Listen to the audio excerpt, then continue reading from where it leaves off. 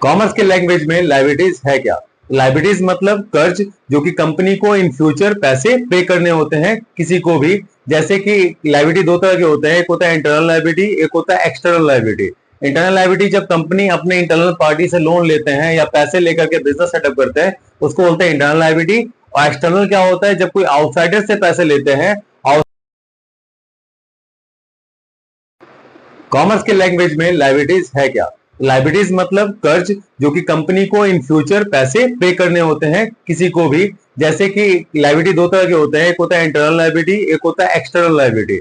Internal liability जब company अपने internal party से लोन लेते हैं या पैसे लेकर के बिजनेस सेटअप करते हैं, उसको बोलते हैं इंटरनल लायबिलिटी। और एक्सटर्नल क्या होता है? जब कोई आउटसाइडर से पैसे लेते हैं। कॉमर्स के लैंग्वेज में लायबिलिटीज है क्या? लायबिलिटीज मतलब कर्ज जो कि कंपनी को इन फ्यूचर पैसे पे करने होते हैं किसी को भी। जैसे कि लायबिलिटी दो तरह के होते हैं, एक होता है इंटरनल लायबिलिटी, एक होता है एक्सटर्नल लायबिलिटी।